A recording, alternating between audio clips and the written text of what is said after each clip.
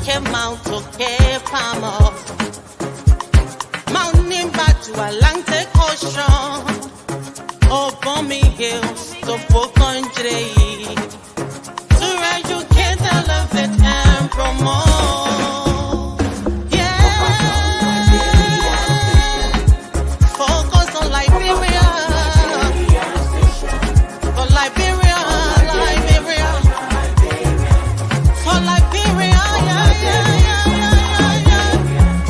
From Monday to Sunday, it's focused on Liberia.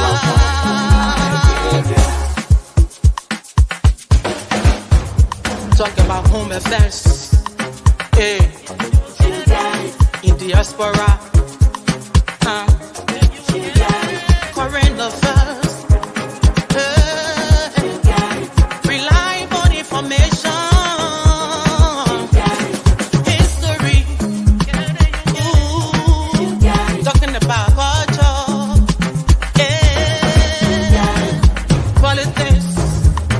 Education, entertainment, business, sports, advertisement, articulation. Focus on Liberia. Focus on Liberia. Focus on Liberia. From Monday to Sunday. Hello, ladies and gentlemen, and welcome to Friday Night Debate on Focus on Liberia. My name is Dennis Jai, and we are broadcasting from Atlanta, Georgia.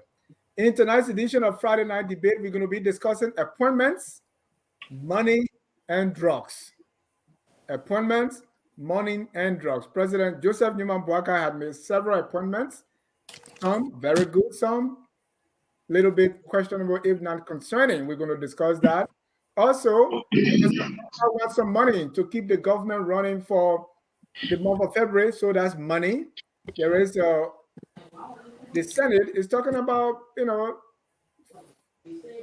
of money also that they say, well, the previous government signed some contracts and we want to see what happened. The money is too much, so it's a little bit more. So we're going to discuss all this. Also, at a time that the president himself went through drug test, the LDEA arrests immigration officer with 7.5 grams of Kush. To discuss all this, I have the unabashed and unapologetic citizen, Mr. Jerome Gilman. Welcome, sir. Thank you very much for inviting me again on the great show. Thank you. Let me welcome Mr. J. Victor Namwe from UPP to CPP and back to UPP. Welcome, sir. It's a good journey, and I'm glad to be here. Let's do it. Let me also welcome Mr. Aliyu Samba Kamara. He calls himself a strong Boakai supporter. Welcome, Mr. Aliyu.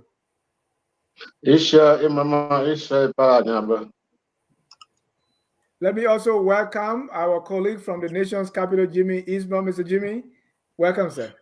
It's a pleasure to be here with you, gentlemen. Always riveting to talk about our country. Last and definitely not the least is Father Elijah Washington. Welcome, sir. Thank you, Janet. Apologize for being late. I had some issues with my phone, but I'm glad to be back on the show. Thanks for having me. I hope you brought your rainwater from across the globe. We will be discussing appointments, money, and drugs. So let's start with the appointments. And notable among the appointments, and I want us to discuss them, we have the Justice Minister who was nominated, Cooper Krua. He was withdrawn and reassigned to Labor Ministry. What's going on? This is the second time we have someone like in the previous government. It was Charles Gibson. When he was nominated, there were some issues, and he was withdrawn and sent to Labor and then confirmed. I don't know what the connection there, but we're going to talk about that. Other appointments include that of the Internal Affairs Minister. And he had a video going around where he says he was going to be killing people and that he is a killer. people expected his nomination to be withdrawn by now, but he's still there and he's likely going to be confirmed what's going on. Also, JFK got a new boss, and that's the wife of the Speaker Funati Kofa. We're going to talk about that. Last but not the least, we'll also talk about the appointment of a LPRC board member who happened to be the wife of Senator Prince Moi. On appointments, let me hear from the strong Bwaka supporter, Mr. Aliyu Kamara. Aliyu, what do you make of those appointments that I just named? Well, I think those appointments, I trust the judgment of Honorable Joseph Nima Bwaka. Those appointments means a lot to him. Funati Kofa's wife is qualified and is a Liberian citizen. She is entitled to work in Liberia. So because her husband is Funati Kofa, that does not negate the fact that she's a Liberian. She has those rights too. And just because Prince Moi's wife is, just because someone is Prince Moi's wife doesn't mean she can't work in the Republic of Liberia. But so far as we know, these people are qualified people, especially the one to JFK. That lady is she's well versed when it comes to nursing and medicine, and hopefully, you know, depending on the kind of support she gets, because she complained that they weren't getting no supplies, no support. The kind of support she gets at JFK, I believe she would do a much better job than she did in the previous administration. It all depends on the leadership. I have no qualms with the appointments. We look up to the Senate. They say that's the House of the Elders. Now they have to do their part. And let me add that she hails from Lofa, and she perhaps have some relationship with the president. Is that true? Okay. Anybody come from Lofa related to the president? That's conspiracy theory. No, I'm asking you. Is that true? She comes No, from I don't know about that. Right. That's fine. Mr. Gaiman, let's talk about those appointments. I name a couple. Jerome, Aliyu pick 2 or 3. Well, you know, the president, as corrupt as he is, we told you, President Joseph Boakai is in his future. He has no future. There's no tomorrow for Joseph Boakai. So a man who is down fears no fall. Joseph Boakai knows this is it. Excuse me. He tried at first to buy the legislature and the legislators. And the men and women in the house told him there's a place called no go, 25,000 or not. They were not going to do it. They stood their ground. He wanted the speakership for Unity Party, and they did everything, including going to court to disqualify this guy. Now that the man has won, and Joseph Boakai knows that everything that comes from his government, according to the Constitution, should derive, including budget, from the House. So what do? You try to appease the Speaker of the House by pay to play. What a way to appease the Speaker of the House than to appoint his wife, who we understand is an anesthesiologist. She is not a hospital administrator.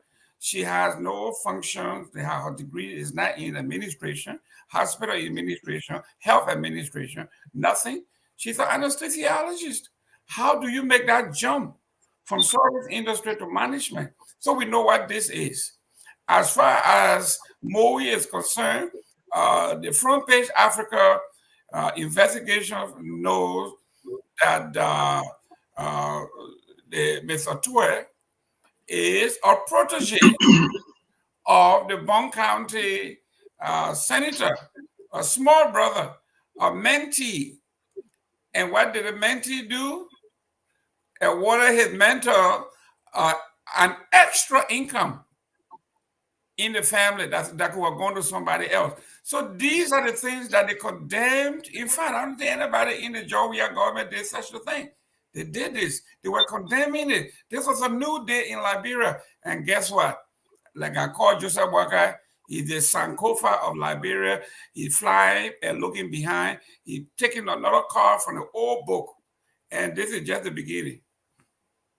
Thank you. Let me go to Father Washington. Father Washington, one of those appointments too is taking someone who is like, he's rejected for the justice ministry, but he's good for labor. Yeah, so I'm one person who believes that if you think somebody is not good for a particular job, the decision to remove them, even despite the fact that people are talking about it, the fact that you make that decision to remove them and say, hey, I hear a lot of things about you, and I think you wouldn't be a good person, a good fit for this job.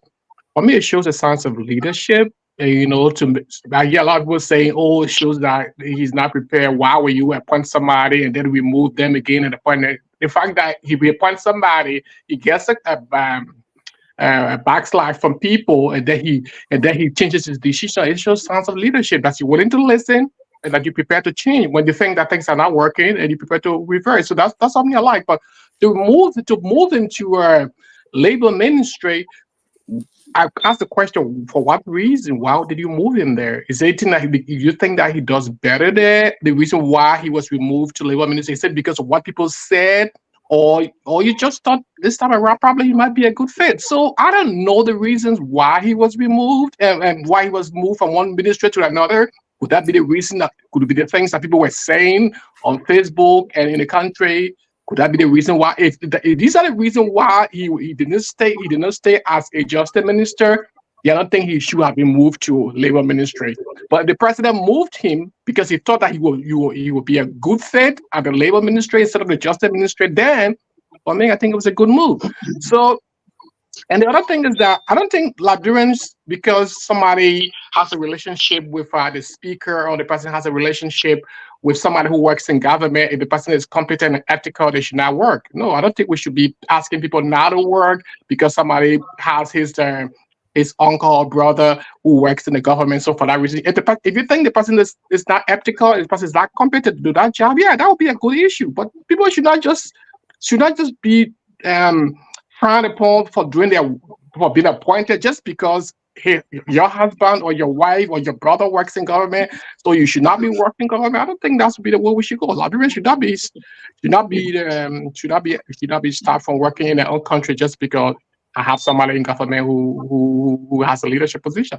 If I'm competent, if I'm qualified, if I'm ethical, I should work. And that's my ground. I think people should work. Do you think there will be a potential conflict of interest here? Because the legislators, they have oversight over these people, right? So just imagine the speaker calling his wife for questioning. Well, and that's why there are leadership, there are committees in the. I mean, there could be conflicts of interest, but that's where other leaders in the Senate need to stand up and say, "Hey, I mean, I'm representing my people, and I'm here to make sure I do the right thing. I will not be compromised just because it's the speaker's wife. I'm going to stick by." But hey, sometimes we don't see that. I'm not saying that, so I will. To some extent, I will agree with what you're saying, because all some of the confirmation I've seen so far, to me, they are just what I call common consent confirmation. Is like, oh, he's my friend, so don't let him go, don't ask him all that questions. So yeah, that in that sense, but I expect senators to stand up and say, hey, that's part of the fact that this person is the wife of the speaker, but I have a role to play. I was sent by my people, so I would do the right thing. So that's what I expect the senators to do. But like you said, there could be time where people will be compromised just because it's the wife of the speaker. So I would just not want to do the thing because I don't want the speaker to be angry with me. So yeah, that could be a conflict of interest there. Victor, let's look at the appointment. Let's start with Funati Kofa and this. I think we're getting a lot of people from Lofa in this government.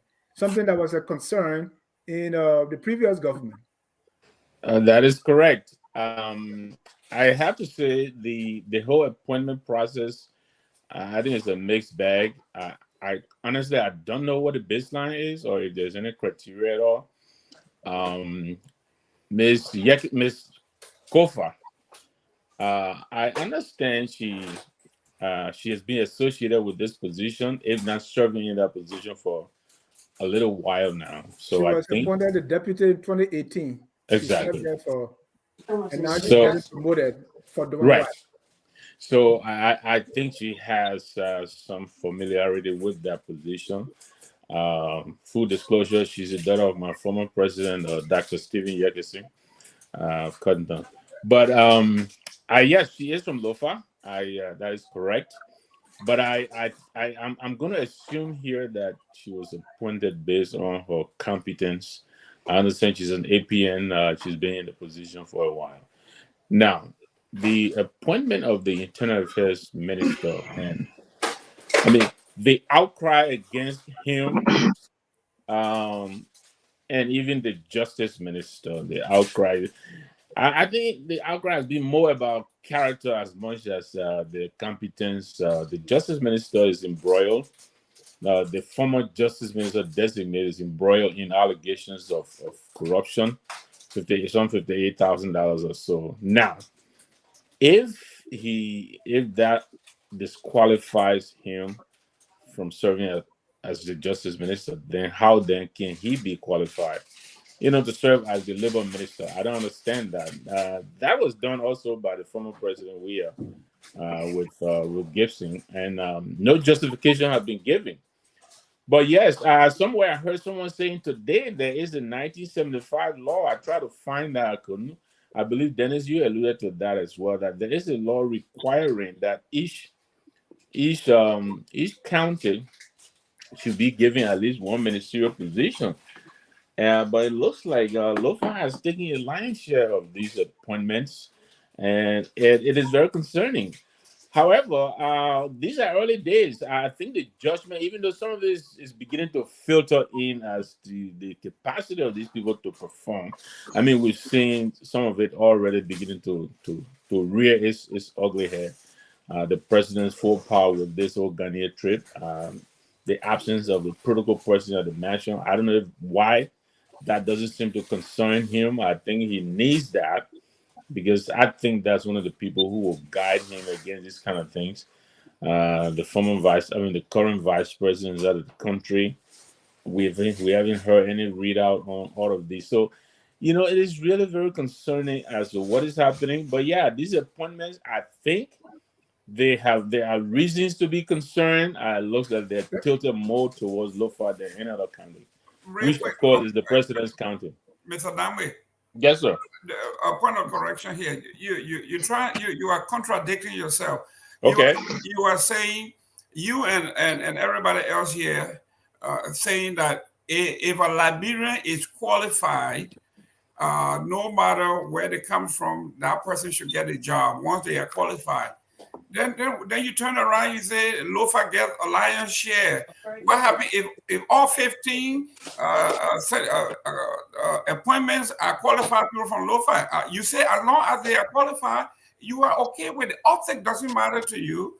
What happens doesn't matter. All you want is a qualified person. What happens if all 15 or 18 cabinet ministers are qualified people from Lofa? Why would you complain then? Yeah, I don't believe I really said once they're qualified, it doesn't matter where they come from. I don't think I said that. If I imply that, let me make that very clear. I think there is a need for balance, geographic balance, representation in a cabinet, and that is not what we're seeing right now. It looks like there are more appointees coming from the northern region than any part of the country. So there you are, Jerome. I just corrected that. Thank you. Let me go to Jimmy. Jimmy, the appointments, I put a couple of them on the table. Yeah.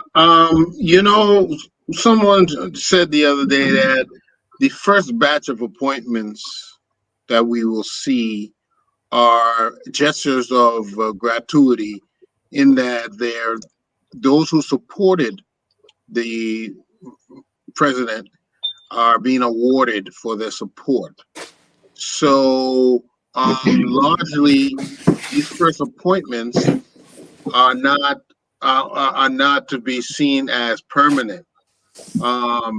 Also, yes, there is a higher number of people hailing from Lofa, but I think that will be expected. I say that is be expected because familiarity with the county will impel people to simply, gravitate toward something they know. So I'm not so totally surprised. And you What know how to would call be? that, Jimmy? You know how to call that? What do they call that? Nepotism. Sectionalism. Right. So why are you trying to address it? No, I'm not trying to address it. I'm trying to say I'm not surprised. This is human nature. I'm trying to deal with You are not what we surprised have at that hand. nepotism? No, well, I don't know about nepotism. Well, that's when if you bring in family, right? Okay, and there's, even though some things you bring in a family, but if that person is quite capable of doing the job and warrants your trust, should he or she not be appointed? I'm on the fence around something like that. I I think mean, when to you do it Jimmy's point. I'm sorry, Jimmy. Go ahead. I thought you were done. overwhelmingly, what I don't want to see down the road is the majority of jobs and directors, not just this presidential appointees, but jobs, companies, awards, all going to one region. That is what I don't want to see, and also when it comes to the caliber of those that being selected, I have some questions about it. I noticed that in the confirmation hearings, some people were almost led and baited to answering the questions. For instance, we're talking about the internal affairs designee. They almost, they almost, Senator Dillon almost told him, you need to apologize. So we had not heard an apology from him. Whereas he made reference that when Zoli Zoe was being confirmed, he didn't show any, apology, and so he was baited into apologizing.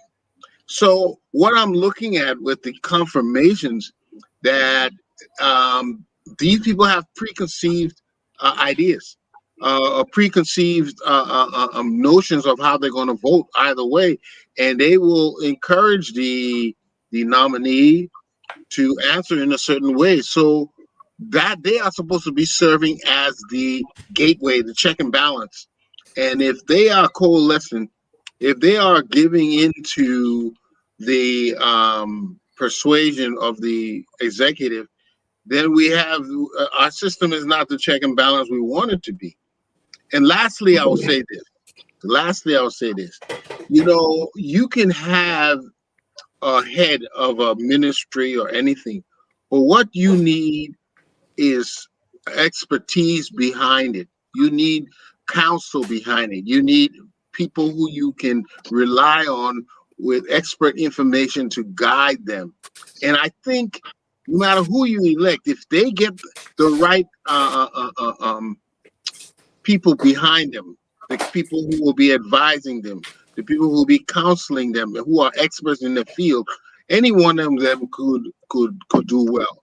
But without those people, without the right experts behind you, you're bound to fail. You're bound to have go through obstacles that you will not know how to navigate because you don't have the requisite expertise in the area. So you need consultants that will be able to give you that requisite knowledge to navigate the specific waters of your ministry.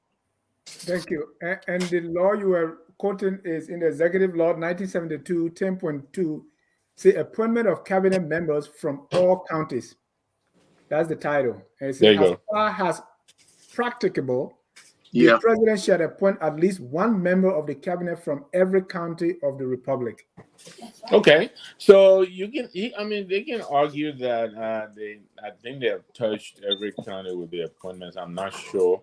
I think there are 15 counties and 18, I believe, cabinet positions. So there's a possibility one county can have more than one appointment. But now even the deputies and other positions seems to be one. Lofa has what, 5 or 6? I believe 5 or so. But to Jimmy's point, I wanted to remind us that even here in the great United States, Mitch McConnell's wife was the transport minister while he was speaker of the. I mean, he was the president. What was he? Majority leader in the Senate, Eileen Chow. So this happens. I think there's more questions about competence and, of course, observing this law that Dennis just that Mr. Jai just put up, making sure that we maintain the balance. Thank you. Father Washington, you also said that what. So my question now is, these appointments and whatever issue you have with them, is it more about the Senate or President Boakai? I think it'll be, for me, the thing is that he has the jurisdiction to make these appointments, but I think where the ball's supposed to start and all these, I know he does his own background, but at the end of the day, for us who are the citizens who have our representatives, we expect our senators to do a tough work, to vet these people in such a way that it brings clarity to us and they are the right people. So in as much as the person that we appoint these people, I expect the senators and to be the ones who will really do the thorough work. But sometimes I think that's not what I see them do. I sometimes see that they just kind of you just support each other. And if I know my brother is going to be coming for confirmation, I just need to talk to one of my senators friends to see whether he can be able to support me. So I think the pressure should be more on the senators than on the president who makes the appointments. Thank you. And let's not forget here, Dennis. I'm sorry, I'm taking too much. But let's agree the president is making a political play here. He has the president pro tem already. He's trying to I don't want to say co-opt, but he's reaching out to the speaker. I think let's not let that fact get lost on us. So giving the speaker's wife a position in his government, I think it's a political Don't play. dominate the thing here, Jimmy. Don't dominate the thing. Even when I'm talking the truth. Aliyu, especially when I'm talking the truth. The CDC government was heavily criticized for this, and it was from that background that President Boakai promised that he was going to get one cabinet member from each county. He said that, right? Also, the kind of appointment we see now, that if you appoint someone like Yumali and you can't budge, even though you see what's going on. The CDC was criticized heavily for these things. So what's happening here? See, I don't know, but let's look at a couple of things here first. The information minister is not from Lofa. One of his deputies, not from Lofa. The justice minister designate, not from Lofa. The labor minister designate, not from Lofa. The finance minister, not from Lofa. The LPRC managing director, not from Lofa. The water and sewer managing director, not from Lofa. Why don't you say the person from Lofa and not from Lofa? No, but you guys make it seem like the whole government is just Lofa. No, nobody said not that. The truth. No, nobody said that. If 5 out of 18 from a county that has 6 different tribes, no, 6 out of 18. 6 out of 18. Okay, even 6 out of 18 for a county that has 6 tribes. No, don't talk about tribe here. Please stop it. Let's talk about. But wait now, I'm making my point. I'm going to speak. I'm going to speak my point. Groups? No, I'm not telling you what you. I'm not saying what you're talking about. I'm making my point. To give 6 offices to a county that have 6 different tribal people, I don't see any big deal compared to Grand Crew that has 1 tribe. I think if we're trying to do, balance, that's wrong. That's not true. Grand Crew does not have 1 tribe. How many tribes Grand Crew has? They have Crew people. They have Grable people. Don't laugh. This is serious. The capital Barclayville is not Crew. It's Grable. Go ahead. Let me make my point here. Grand Crew County is known to be home to Crew people. No, now we know that every tribe is in every county. No. But we know that originally. It's not true. All right, go to the next person. Good. Thank you. Wasting my time. No, nobody wasting their time. You wasting our time.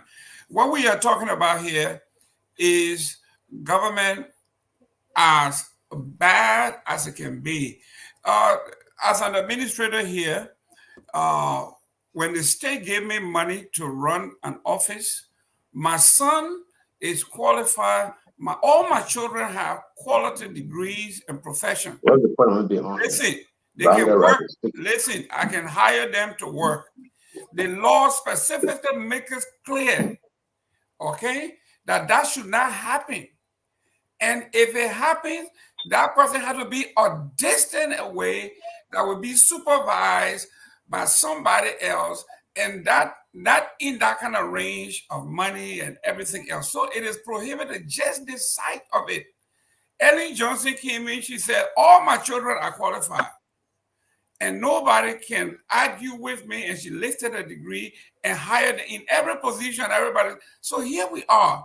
If we go down that list, then the Southeast can come and say, well, we got enough educated folk from Sino. They are all qualified. We got them from Maryland County, from Grand Bassa County, from Riverside. So we should not justify this. We shouldn't. If even Mr. Amara Kone, he said, we have 18 positions, we have 15 counties, and out of the 15 counties, Lofa County has almost 40% of the total. There will be counties that will have nothing. Now, Mr. Kamara is out here saying, director, deputy minister, the Constitution did not say deputy minister, they said minister proper. So for them to come here and try to kind of model the water here and say, well, the director came from this county, it is just wrong. It shouldn't happen. And I mean, I have to disagree with my father here, Washington, not father, biological father, but Father Washington here, that it doesn't matter. LOFA is not the only place that have people with a bachelor's degree in information system or in computer engineering. They're all over the place.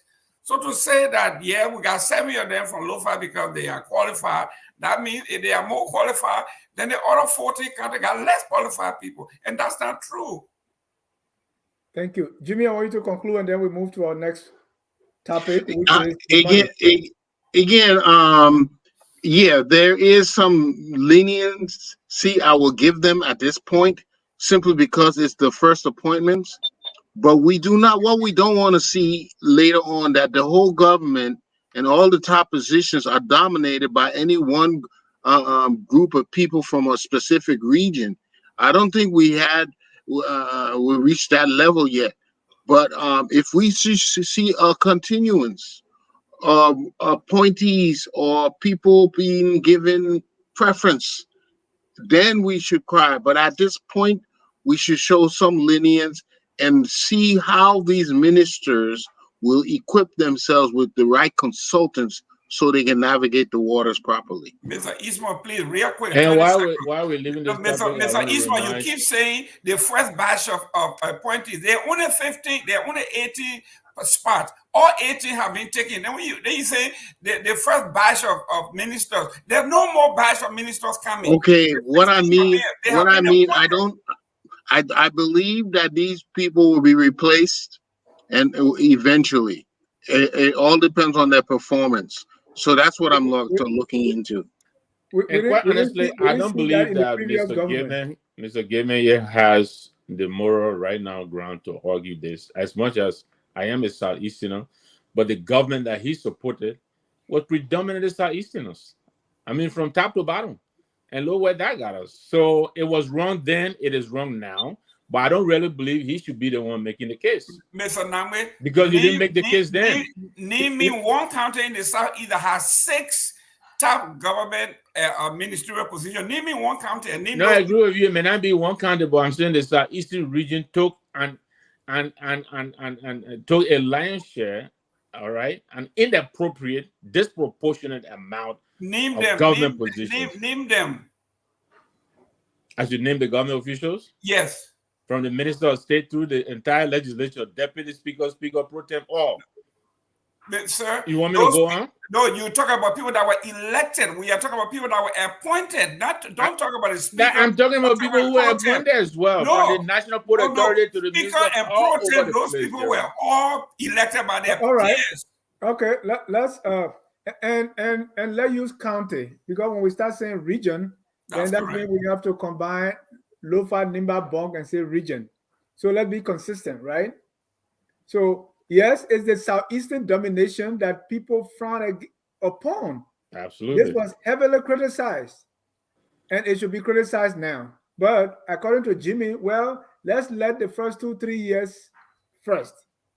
According to and Aliyu had to leave because he can't defend that, so he acted like he's best.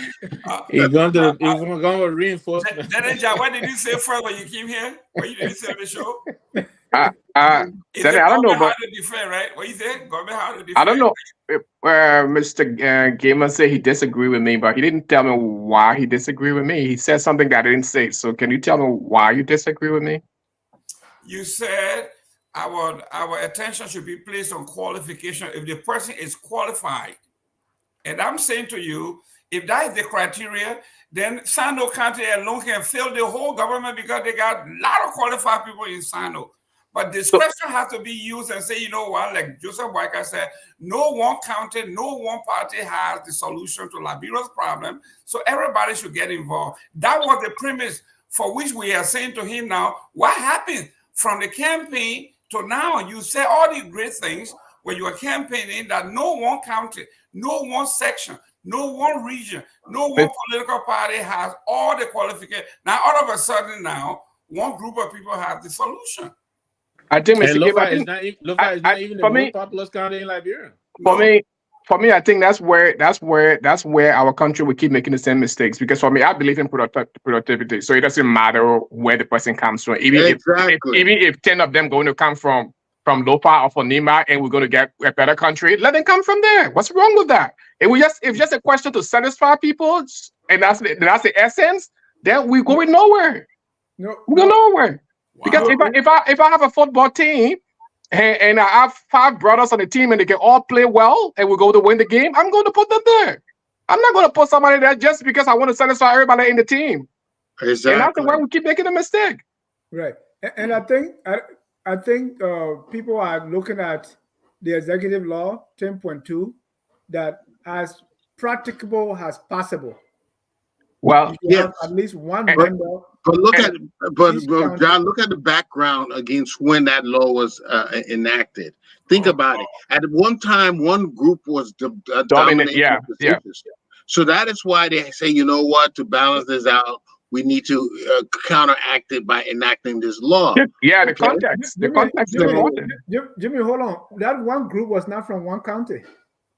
If you even want to say one ethnic group was dominating, that ethnic group you're talking about was not from one county. So this law was practical in 1972 and is still practical today. So as best as you can, make sure, and President Boyka promised this. When WIA was being heavily criticized, he came out clearly to say, this is what I'm going to do. And that's what we expect. So my question. So why if we had in this government 8 ministers from Grand Crew? It would be wrong. It would be wrong, right? Yes. It would be wrong. Okay. It would be wrong. You know, I have my siblings alone can fill the government. That's correct. The job family big. Right. Of course. And your offsprings too. So that's it. That takes us to the next topic. President Joseph Boyka on Wednesday signed a $41.3 million spending bill that will keep the government functional and afloat till the end of February 2024. This is to avoid a government shutdown. The top priorities in February's spending bill include compensation or salaries for government employees, which constitute $26 million, debt servicing, which is $5.7 million, the President 100-day deliverable agenda, which is $1.9 million, and other goods and services, $2 million. So President Boyka wants that money to keep the government running for February. And coincidentally, the money he wants is the total amount that President Weah said was in the consolidated account, and President Boyka said that was a lie. Jimmy? Yeah. Excellent. Look, if you look at those numbers you called out, The wage alone is 50%, more than 50% of the amount, and that is alarming when your entire 50% of your over 50% of your budget is in wages. In other words, you're not investing in the country. You're not growing skills. You're not growing industries and businesses. And you're all, with the debt servicing. I do understand that you have to service debt, or else they will cut you off. You will not be available to take any more. But the fact that most of that money is going to wage, we need a different approach. We cannot afford to continue status quo down this route where most of our money is simply going to wages. There has to be, if the government wants to really change the scenario, if they wanted to really break through this quagmire we find ourselves in, they're going to have to take a very revolutionary approach. We cannot just simply be spending on wage bills. This is not how we're going to improve. And I'm also concerned because I understand that twice in the past 2 pay cycles, they were borrowing from the central bank. So when you talk about, yes, they said that money is about that much that's in there in the reserve and in the other account, but the previous government had a way of borrowing from that. This is what is going to be continued now, that we're going to be borrowing from our central bank? Do you know the ills of borrowing from the central bank? You don't have any money to invest again. We're seeing the same thing. We're not seeing any difference. We're not seeing any improvement. And it's not going to happen if we follow the same things we did before. There has to be a breakthrough. We have to think about other ways we have to come to the people, streamline our payroll, reduce these exorbitant salaries to these legislatures, and start a budget that we can handle and invest in the economy at the same time. This thing cannot continue business as usual. We're going to be to the same place in the next 6 years. And Jimmy, what do you make of this 41.3 million amount? Because it was disputed initially. What's happening? Well, it looks 41 for how long? Okay, what was the initial proposal? Okay, I think we run ideally we run a budget about 600 million.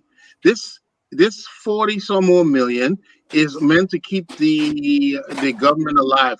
What you really notice is meant to pay no, Jimmy, what I'm speaking to here is President Weah said it was 41 million, and President Walker said no, it's a lie, it's 20 million. So where is this 41.3 billion coming from now? That it's going to be borrowed again. They're going to be borrowing against the central bank. That's what they're going to end up doing.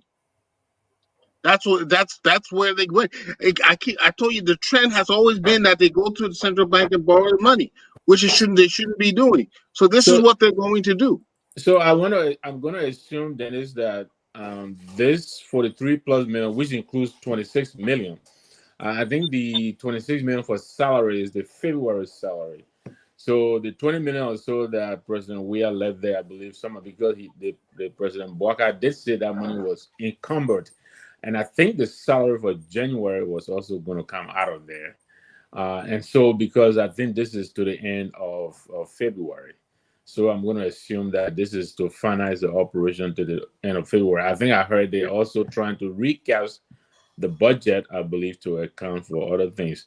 But before I leave, this is one of the reasons for the angst that some of us have been expressing on the show, this slow pace with which this government is rolling out. There are a lot of things this president could have done to increase revenue.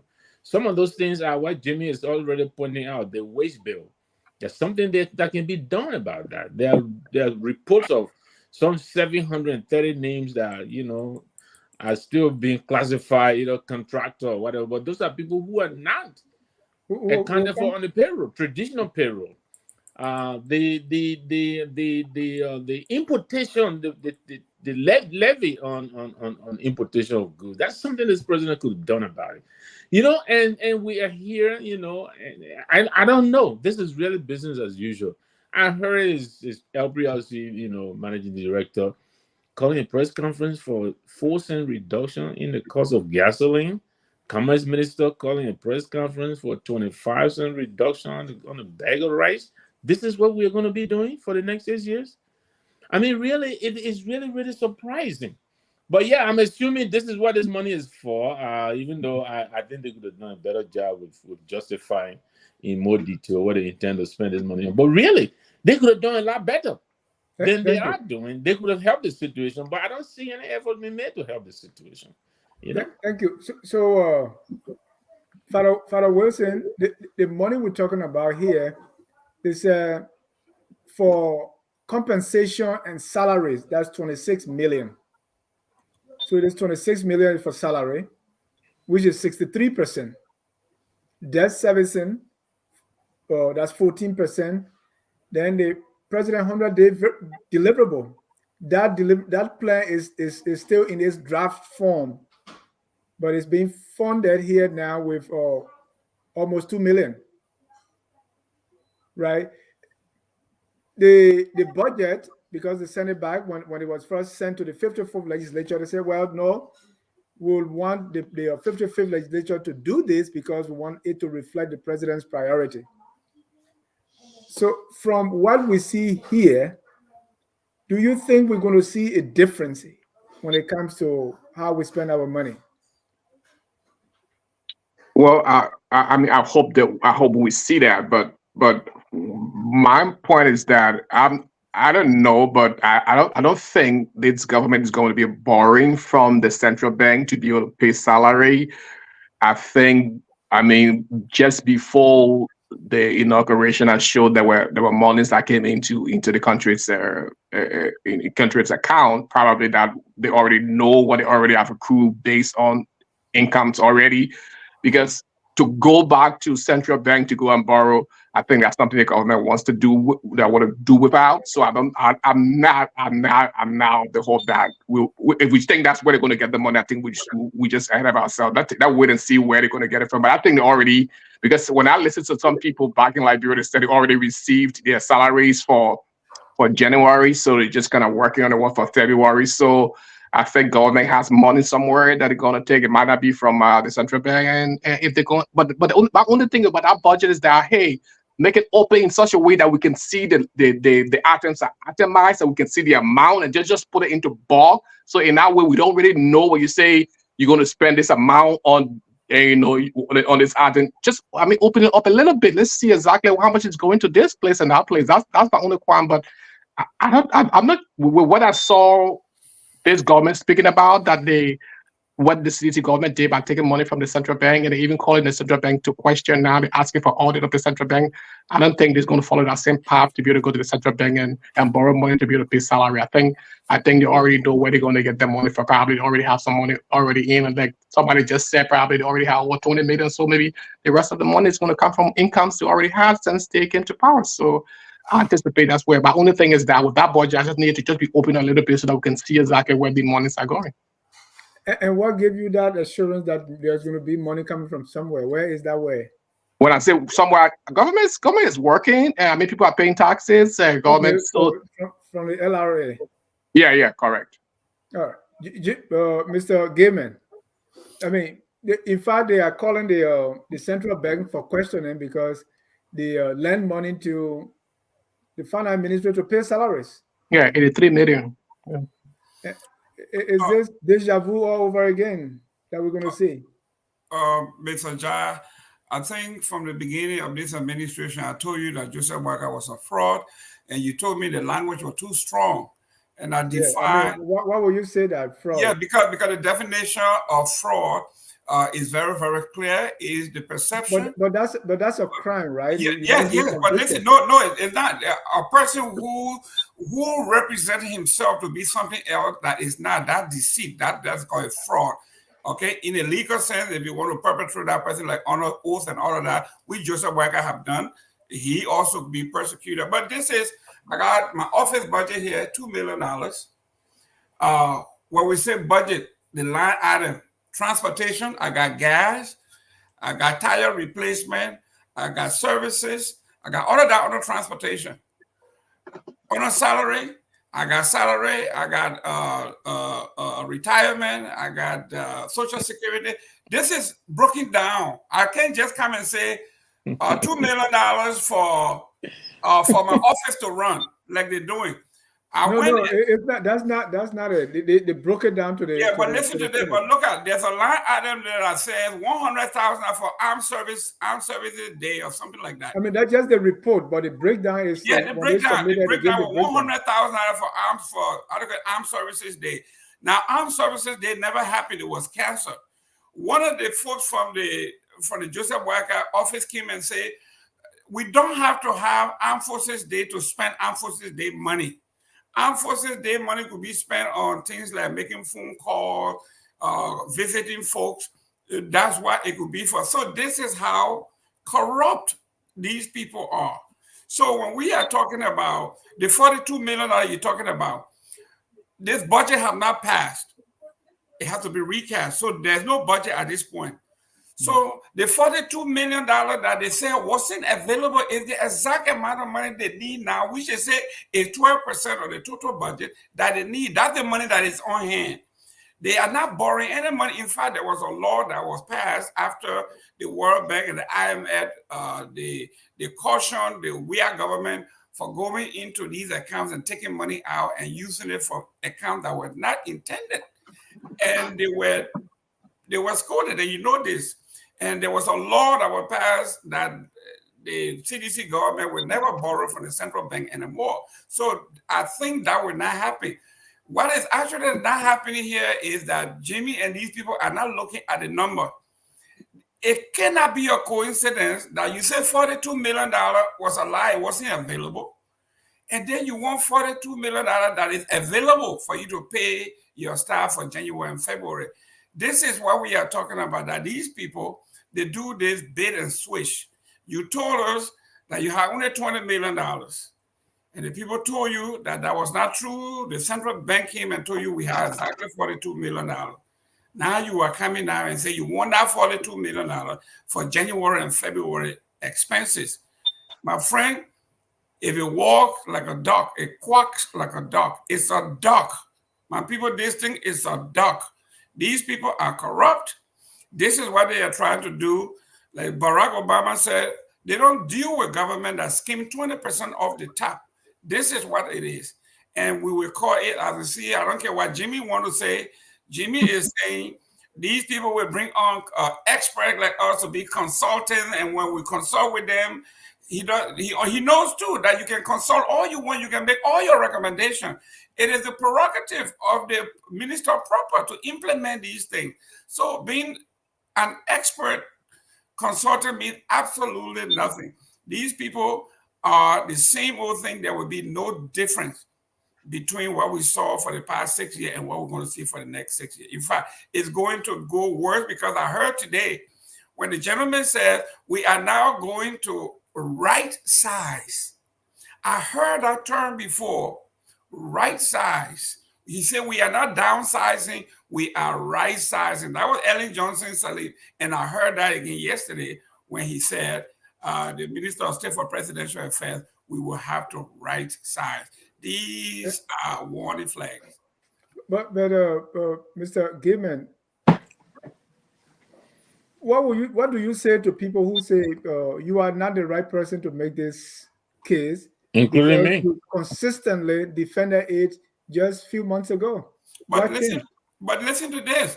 The folks in the opposition, they told us that you guys got it all wrong, and we got it right, and we are coming to show you how to do it right. So I have all right to say, you told me what I was doing. I wrote my A upside down, and your A is going to be right sized. And you come in, you're writing the A the same way as I wrote it, and you say, well, this time around, trust me, this A is the right A. And this is what we are talking about. There is no right time Okay, Thank there's you. no wrong time to do right. If it were wrong in the past, it should be wrong now. So you can't tell me because I didn't do it right in the first. So when you do it, I shouldn't criticize you. Nobody have ever done it right since 1822. So you were trying to tell me nobody should be in the right to discuss it. So my brother, Thank you. I disagree with you on this one. Still talking about money, we learned today that the Senate mandated an investigation into over 2 billion financing agreements received by the WEA administration.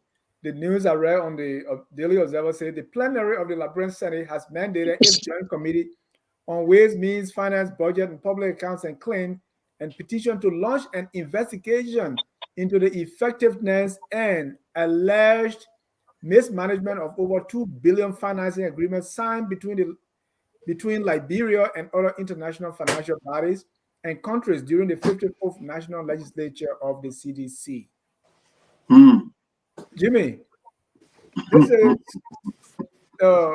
Yombly Kanga Lawrence, who's now the pro tem, was part of the 54th Legislature. What am I hearing here? Well, I hear it as welcome news, simply because if these deals were not in the best interest of Liberia, then let's revisit it. But I think there's if we're going to open that can of worms, there's going to be a lot other deals and arrangements that they can revisit. But I welcome it. Let me interject. The senator from Bapolo, Amara Kone, and the senator from River G, Francis Dopo, they wrote the letter. So I don't know if this is going to even happen, or will Yombly and the rest of the people who are part of the 54 make sure that this doesn't happen? What you see? It's a proposal. It's a suggestion. They have made their observations and they brought it and they bring it to the plenary, and they will have to take a decision on it. But again, like I said, if these things are not in our best interest, and I'm concerned especially about the extractive industries. I'm concerned about the fisheries. I'm concerned about our gold and diamond leaving the country, even other minerals that we don't even know about. If we don't put a handle on this, no matter what kind of investment we try to make, it will still be egress. We'll still be losing money out of the country. I think they need to address the fixes first. Then they can look at some new ways of generating revenue. I totally agree with them. However, I think it's going to be more extensive than just the last 54th Congress. Why are they stopping there? So it's going to be interesting. It's very, very interesting. And I think we need to pay keen attention to this, because this will set the stage for the next 6 years. You know, I like Jimmy's optimism, but I'm sorry, I don't share that optimism. Maybe except for Mr. Dopu or River G. But Amara Kone was in this government that signed 66 fictitious concession agreements. So where is he coming from with this? He was the finance minister. 68 agreements were signed under his government. Only 2 of those passed the smell test. So where is he coming from? I'm not saying it is wrong, but I'm just saying I have no faith in it going anywhere.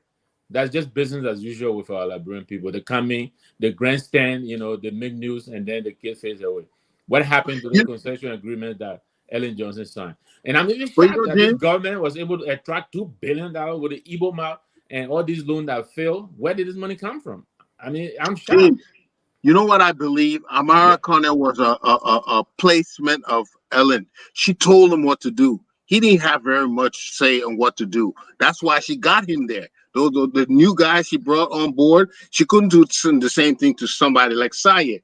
So she brought people on board who were newbies in the scene, who she could dictate. And I know from close associations that she would dictate you what you do. And if you did not do what she did, even though it's not written, she would not send you an official letter telling you what to do. But if you didn't do it, you would pay the consequence. So, hold on. So just like the old lady asked, Bwaka Dachai, I mean, are you saying Amara was made to do that, and now he's a different man? Now he's trying to be a different man. But he's a big boy now.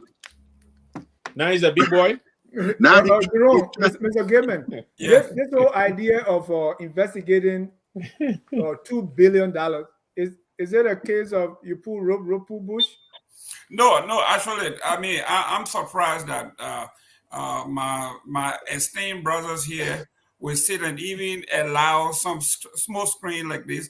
Listen, this is all about 2029. All of these people who are talking about these things, you can tell that when we talk about fraud, this is it again, is presenting yourself as something that you are not. Nyobli Kanga has been in the house over going on 15 years. She was there during the Elliott administration. She signed on the 68 agreement. Amara Corner spearheaded that. He signed upon that. He was part of that. He was part of the drafting of that. All of these people that are talking, Amara Corner had expressed his interest in running for 2029. Nyobli Kanga says she wants to run for 2029, and so is our foreign minister that was just confirmed. She ran, and she's another prospect for 2029. So all of these people, whatever they are doing, is complete. In basketball, we say head fake. Okay, it is to be in the news. How will you say I will investigate myself? I signed like Mr. Gonglo was holding Mr. Bakai responsible. He says, when you and Ellen were doing the bad thing, you disassociate yourself. You're jumping in the water. You say, but you alone came out. You were not wet. Both of you jump in the river. You came out. You say you the owner. You the only one that's not wet. When it's good, you claim ownership. When it's bad, it is Ellen. They squander this. Nyobli Kanga is not trying to tell you in 2029, it was I'm going to be the custodian of the nation's resources, and I was very tough. I even investigated myself, and this is the trend. Amara Kone is going to come out, he's going to do this big release about it, and we know very well that that's not how it works. So we know it's a scam.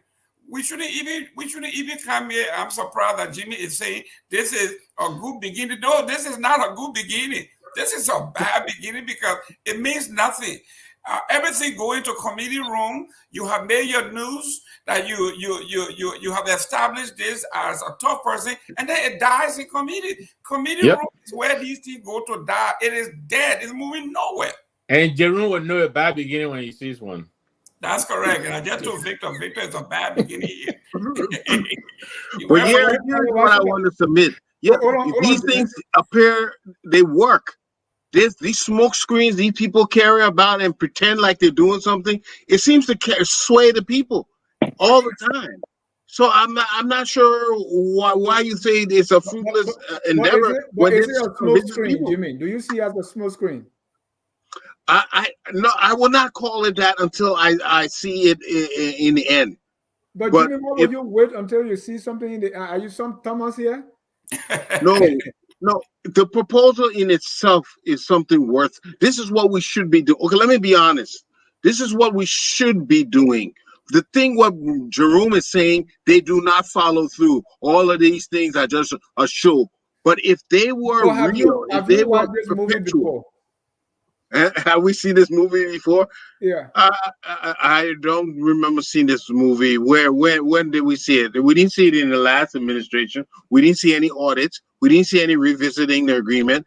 When Ellen got there, we did see some. I think some people even had to go to jail for for some of her investigation. But, so I'm not sure we've seen this movie before. No, Sally went to jail from the central bank. So people do go to jail. I saw President Doe tie people up and beat them. Yeah, so we've watched this movie before. We saw Ivy Jones beat up people at the finance ministry. Right. Yeah, Mr. Jah. But the reason I want you to keep an eye on it, my own friend and chairman of, the Speaker of the House, he was the first to say they're going to conduct an audit in the House. So he said it. Now everybody knows that Fonantikofa also has an eye on 2029. Now, everybody trying to investigate themselves. The House of Representatives for the first time, Fonantikofa said they are going to investigate themselves. Then the Senate pick it up. And everybody now saying, let's investigate it. It looks like now this is the trend. Everybody is investigating, but there's nothing happening. Thank you. This is what our librarian call. Hold on, Victor. I want Father Washington to weigh in on this $2 billion. investigation? Yeah, for me, I think it's welcoming, and I think it's a good start. I'm not going to grab, and I'm going to kick it out the way already. I'm not one person who had supported this government. I thought there'll be business as usual. But when I listened to the president when he had his interview on the VOA, one of the things he talked about was the concessions, and he thought that's something that was be reviewed. And when I also listened to Amara Kona when he came to the United States, when he had a little conference or media gathering in Minnesota, that was one thing he talked about, that when he gets back to Liberia, he becomes a senator, that's one thing he's going to bring up. So I'm glad now that what he said, he's keeping to his word, and what the president said, he's keeping to his word. So until it becomes business as usual, I think it's a good start, and I think they should go further. And Fedentals there, people or others have said, oh, Yomli was there before. Yeah, Yomli was there, but sometimes the way the Senate works, somebody might be there and they might be opposed to something. If the majority vote for it, you have to be part of it, because everybody's going to put you in there and say you were part of it. So I just hope that she takes it up, and the rest of the Senate will take it up and they do the investigation and make sure that we get the best results. So for me, I think it's welcoming. And Father Washington, if you remember, you quoted the VOA interview. What President Bouakai said in the VOA interview really did not happen. He did not publish his asset before becoming president or declare. Even after he declared, we still don't know. And we are back to the Josh Weir thing, right? You publish it, and if we want to know, go to LACC and find out. We're there. Yeah, he did. He said he was going to conduct an audit, and he was going to bring outsiders to do it, so as to show that there's no witch hunting. So far, when he talked about auditing, NSA, EPA, and CBL, we have not heard about. He said the GSC will do that. Yeah, so for that. Sure. Yeah, and I was opposed to he bringing foreign auditors, because I think that was kind of his promise. That's what that's the I was opposed to that. He did say that he's going to bring in foreign auditors just to kind of, but I think when he said that was something I was opposed to. But the fact that he said he's going to declare his asset, he has declared his asset. I know he did not do it the time he said he would do, which I think was also wrong. But bringing foreign auditors just to show that, hey, we don't want to be witch hunting. I don't think that was the way. I mean, we have credible people in Liberia who can be doing the audits. Just make sure that it's transparent and people know that the right thing is being done. You don't need to bring foreign auditors. Just show us the book, show us the way it goes. Father Washington, part of information, he said he was going to publish. He did not say that. Yes. He did not say that. Yes. He did not say that. Mr. Jai, Father Washington, what's the essence of declaring this asset if we don't know about it? No, that's the hand. So that's a different issue. He did not say he was going to publish it. But hey, if you want, he did not say that, Mr. Kemek. Oh, I mean, we can go and play. He said he will declare his assets. We'll be the first to declare. This is how it works. We'll be the first to declare our assets. Yeah, he did not say he was going to publish it. Mr. Washington. But what is declaration? Say it again. What does declaration mean? So what it says is that his assets is available. It's available. Right. So don't say declare now. Say I will submit my asset to LAC. No, but that's what declaration means. That you take it to a place that's supposed to be submitted, and that means to say it has been declared. So you now as a person, if you want access to that, you can go there, and with the Freedom of Information Act, you can be able to see his assets. So it's there. What is your reliance? Have you seen it? If I've seen his assets? Yes. No, I haven't seen it, but I've been told that he declared it. So I believe that. So you're assuming? Not assuming, but I saw him when he went there. I saw him when it was presented. So Honorable Washington, the difference between Mr. Bouakai and George Weah, he said George Weah. I'm not going with George Weah and George Weah and Bouakai. I'm not into that business about George Weah and Bouakai business. No.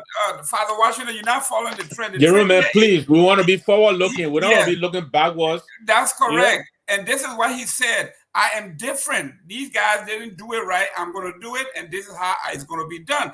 And he had done exactly. In fact, the replica of President Weah, when President Weah became president, what did he do? He went to a university and it made him doctor. Joseph Bouakai, so he became president, he went to the United Methodist University and it made him doctor. President Weah declared his asset. He said the law said I'm going to declare, but I can't publish. Then He did Joseph not say Parker said that. the exact thing. Even though he said he was going to be different from we are, he did the exact thing. He went, Jerome, he gave his stuff and Hold on, let never Jerome published. finish. he went for a doctorate even at the expense of his life. He almost got killed. No, Jerome. I mean, Victor. And the third thing, Jerome, that is like we are is he appointed someone to justice ministry. There was noise around it. He pulled the person and sent them to labor, just Yeah. like Judge Weir. Just like we are. That takes us to our next one, which is the president has shown difference from President Weir is he submitted to drug test.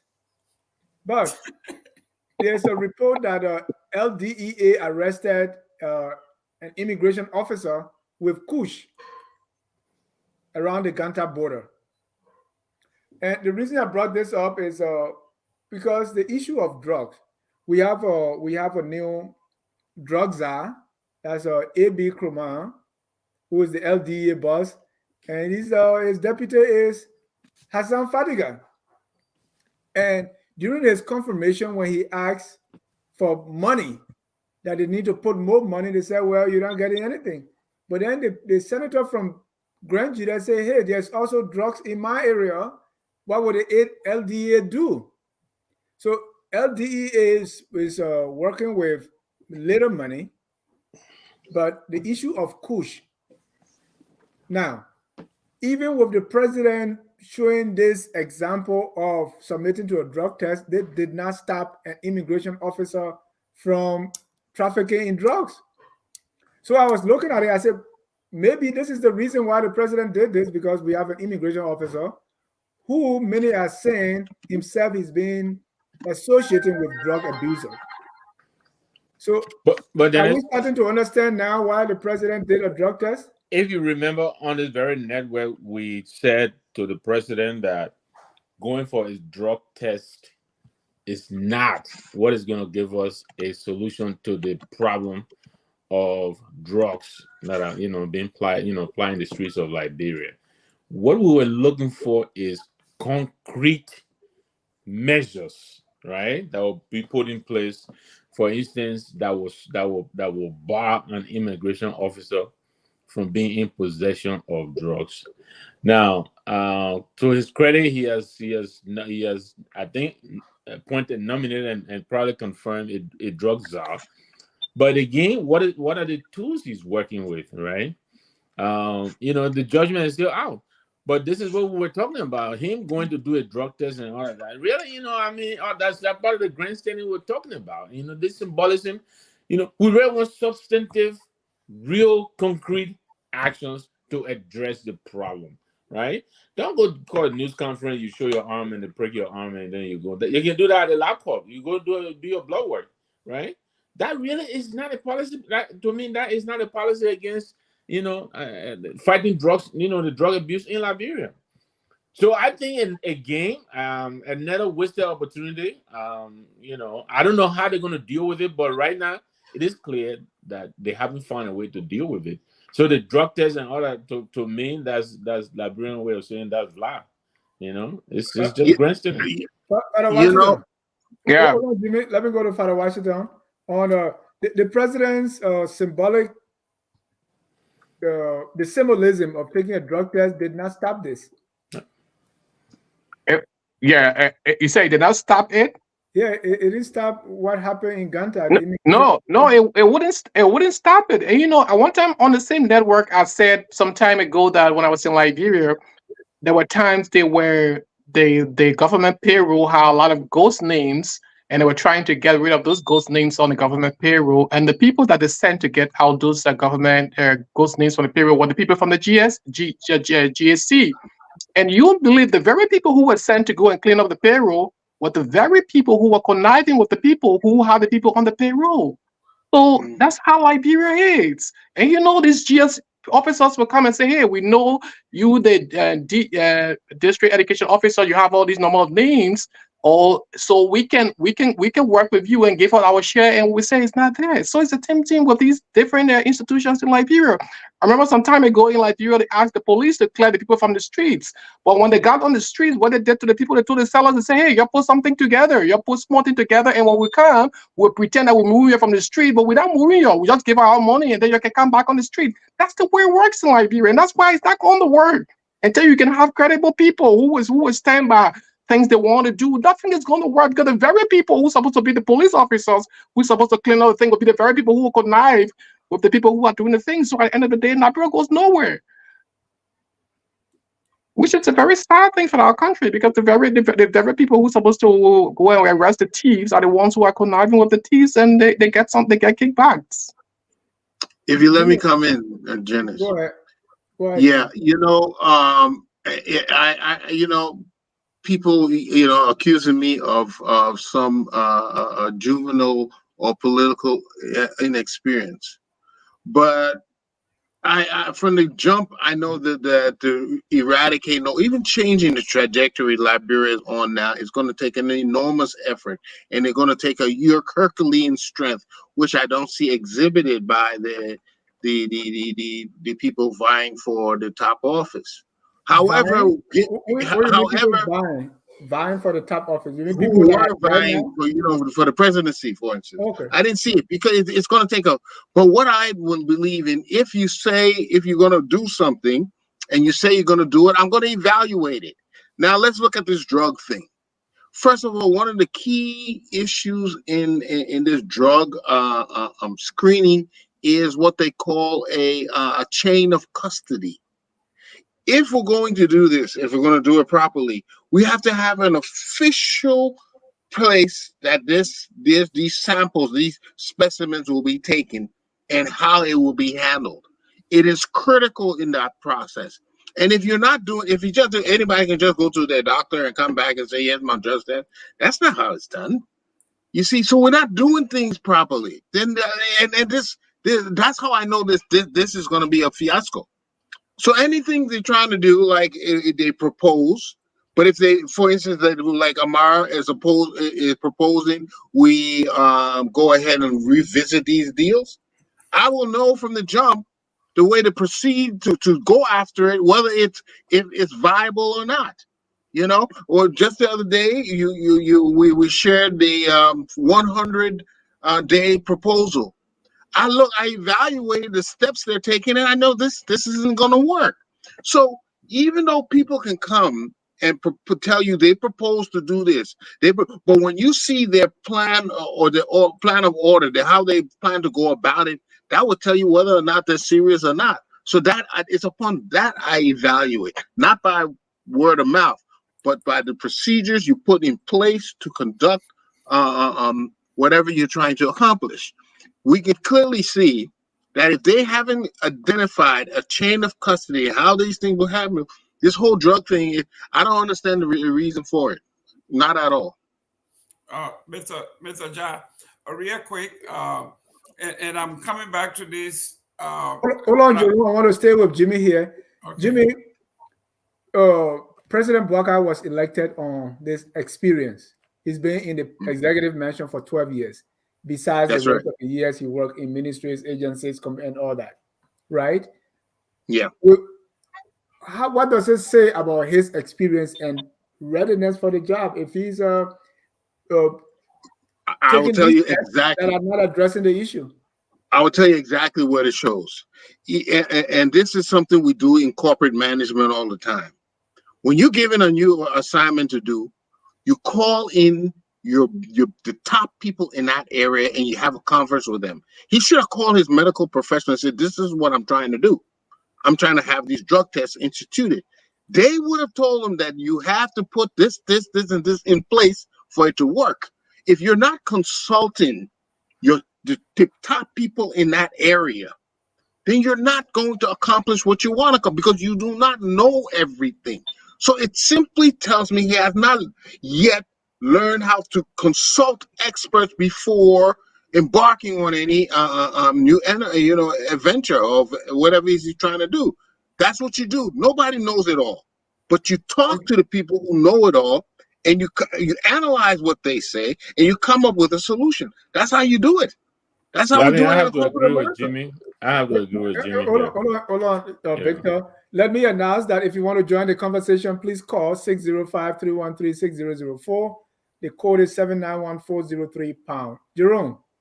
Yes, it is. Kush. And I learned the president did not even take the Kush test. And what they That's, said here is Kush. that's correct. Now, listen to this. This is why in management, if you have a very good PR thing and you have a team that can put up a flashy PowerPoint, you can fool a lot of folks. You and I know by taking drug tests means absolutely nothing. If you want to declare war on drugs, you go out there and say, these are the folks. We are not talking about setting up a committee like they always done since 19 The easiest way to deal with issue is to set up a committee and say, go and get back to me. And you go back in the public and say, I have set up a committee of competent people, and they will get back to me, and that's the end of it. Where was Joseph Boakai in the early government when they were coming from Sierra Leone? When in the presidential convoy, in the president's own car convoy, there were drugs that were imported that were confiscated. People were arrested in the presidential convoy from Sierra Leone to Liberia. Where was Joseph Boakai? Didn't Joseph Boakai know that we have always had drug problem? Instead of coming out and say, I declare war on drugs. My first executive order is for the Ministry of Finance to make $100 million or $50 million available for us to get into drug treatment. We're talking about taking folks off the street. We're talking about detoxification. We're talking about streamline what is going to happen, because we know we're not testing anymore, because we know we have drug issues. We know we got Zogos and Zogis. We know they're in every county. So why haven't we addressed it? Who knew? Whoever told Joseph Boakai that he had drug problem? Whoever told Jerome Gibbon that he had drug? Even if he caught me with drug problem, what does that do for the little man? Yeah. So we know that was a scam. So these people have no plan for dealing with drugs. If they had it, they would have said and said, listen, Mr. Victor Nambe is going to be from now on, he has expertise in substance abuse. We are going to put him as a czar with $10 million to go ahead and do what he has to do to make sure that we curb this thing. But there was no plan, no financing, nothing of the kind. It was just a flow show that we're talking about. When you talk about complete scam, it's another one. You will never hear anything about it. When you look at it, the $41.3 million he called for, there's nothing in there for drug. He took drug tests. No. Not even a dime in there to say, we are bringing detoxification. Nothing in there. Nothing in there. In fact, I don't have to say it. Look at the budget. There's nothing in there. So how can you say this is a policy, but it's not even reflected in your budget? It's not in the budget line item. So like I'm saying, we need to open our eyes here. This is not a great start. It is a bad start because there's no start. There's no plan. Ladies and gentlemen, if you're just joining us, this is Friday Night Debate. We are discussing appointments, money, and drugs. Let me bring in our callers now who are standing by. The first here is Mr. Elvis Morris. Elvis, you're live. Welcome, sir. Thank you so much for the job. And hello to the panelists. I hope you guys are hearing me clear. No, your voice is bad. You need to take that Kush test. Are you hearing me better now? Little better. Are you hearing me better? No. Not are you calling from Jamaica Resort? Probably. I'm sure you heard me better. I'm calling from Grand Gila. Let me say this. This whole situation with a drug test, there's something in America called a hair follicle test, where it would tell you if you had drugs in your system in the last 6 months. That's the most advanced way to see if a person has been using drugs. So no offense to our president, but just a brother who has one hair. I don't know if we can really do a drug follicle test or a hair follicle test to see if you get any drug use in the last 6 months. I think it was just for political optics. It was a partial president we had. Because there was speculation that he was sitting at Jamaica Resort smoking marijuana. such as I'm trying to say that you don't smoke weed. But we know some people who don't smoke weed, they're even into more substances, such as alcohol and other things. So it doesn't mean that he's a clean quote unquote because he doesn't smoke.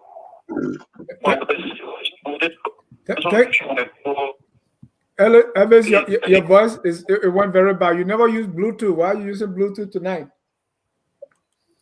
Just see with your white tooth. Are you getting me now? No. I disconnected Bluetooth. I hope you're hearing me now.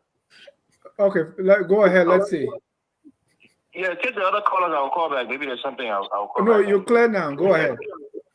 I said I'll call back. You want me to call back? But yeah, like I was saying, just like just for updates, people who smoke marijuana and people who drink alcohol is even worse for you than marijuana.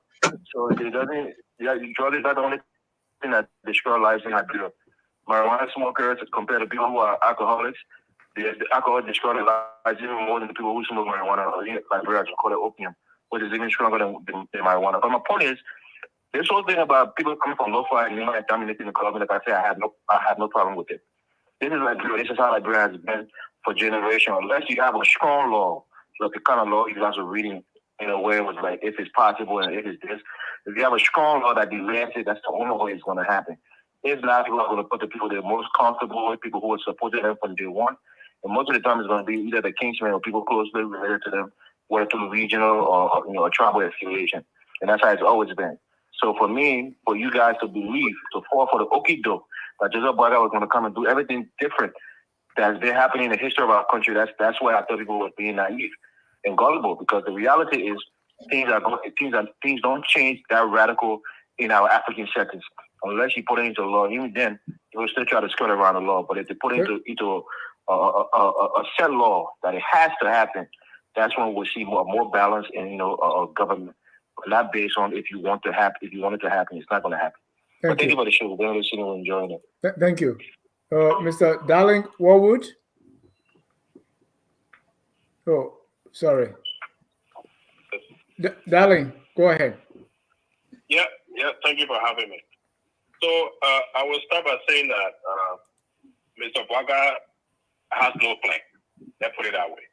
There is nothing here to shiver for. So the fact that we saw Mr. Boaga and VP going to do drug tests is a clear indication that they have no plans and they have nothing to do with our lives.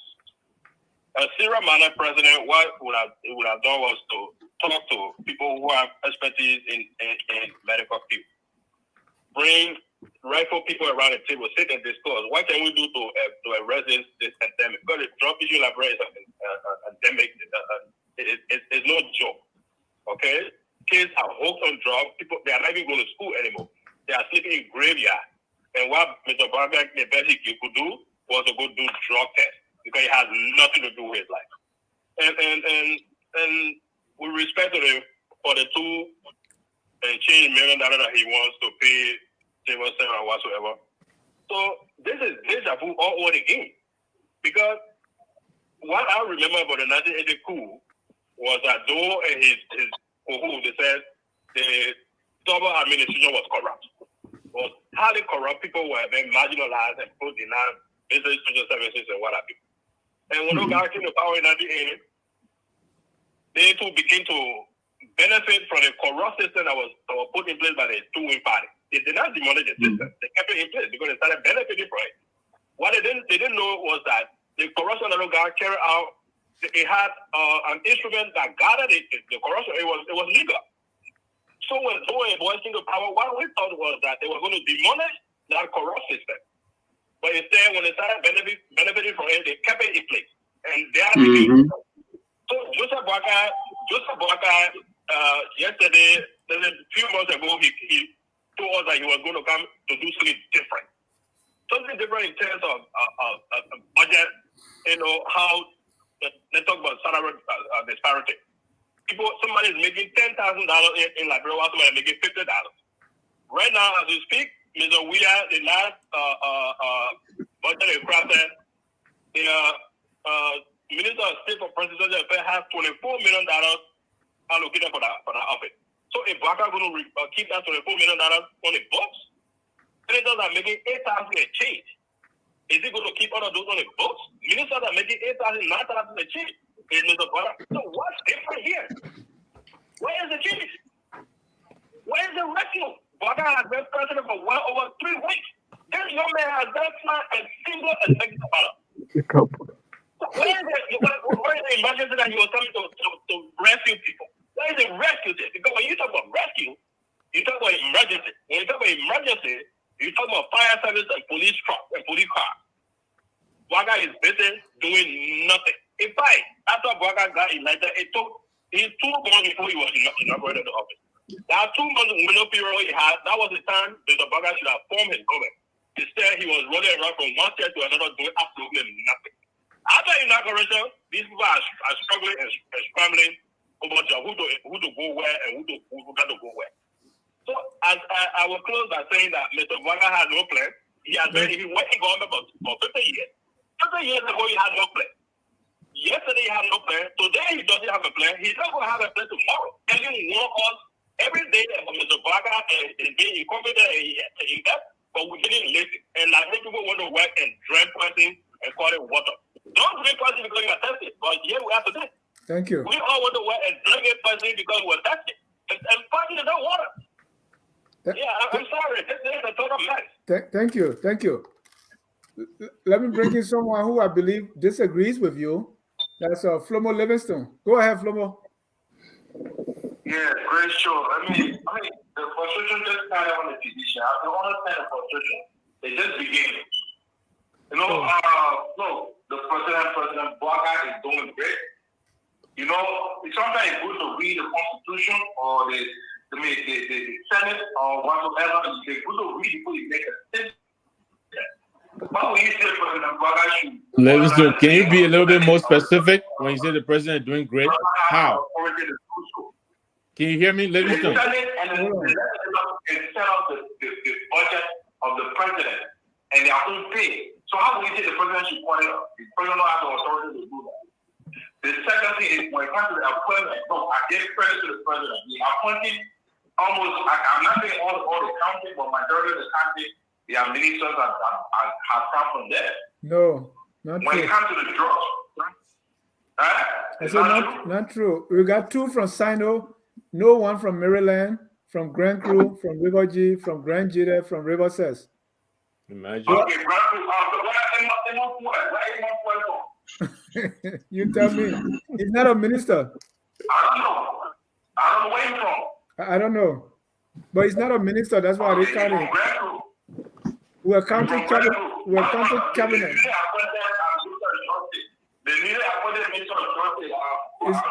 He's from Kabara. He's from Sino, Kabara.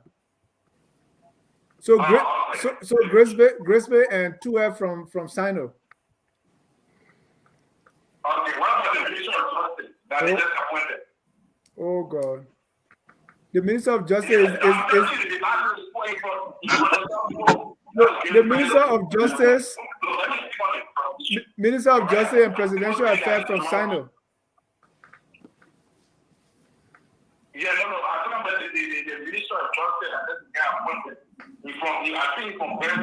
No, Sino, I'm telling you, he's from Sino. Oh, okay, all right. Then more for the short. I give credit to the president for doing that. You're here appointing by from Ellis Cummins County, Livingston. It's very secure. And the president is secure about it. So, Mr. John, if you read the bill, they said the president on the national budget.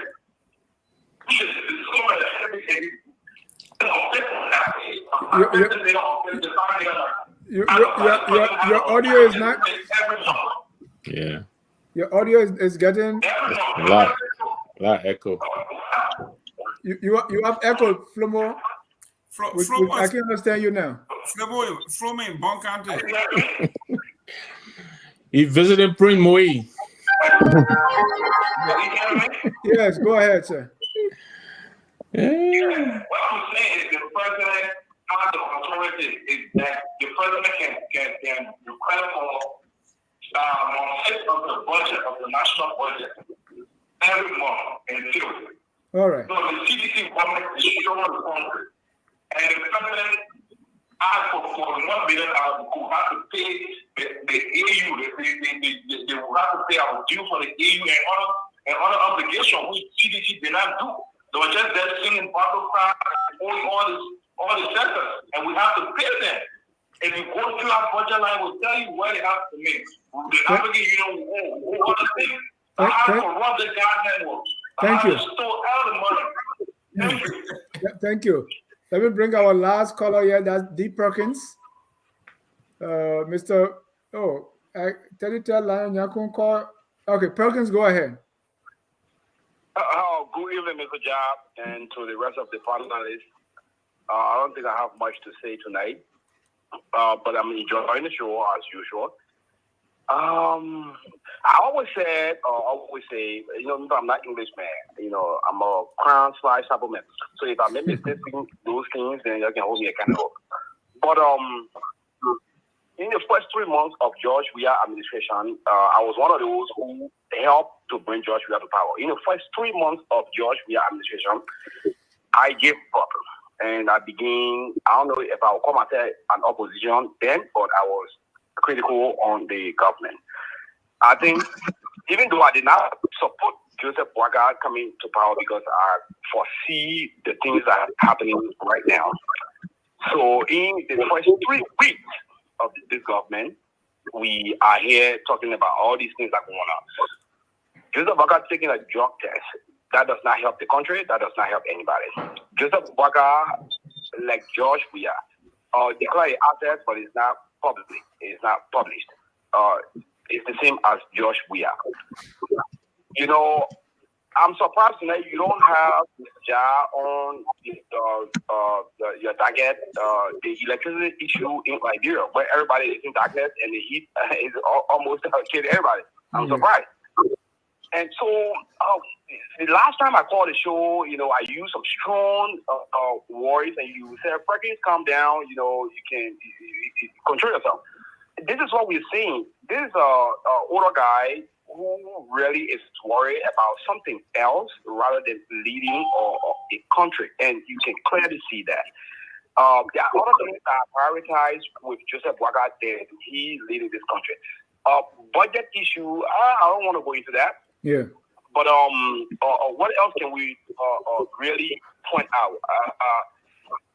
My brother, it's so hard to discuss Liberia. Thank you. The last time I read a letter that came from the department or not department, but some education group of people, they sent it to the pro-temporal, her name, and said, "Listen, this guy that you appoint as the leader of the education ministry, he's tainted, and with his character, he being unsanctioned and stuff like that.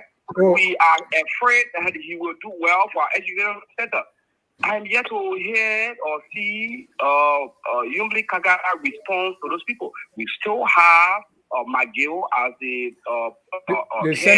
Senate Standing Committee on Education. Exactly.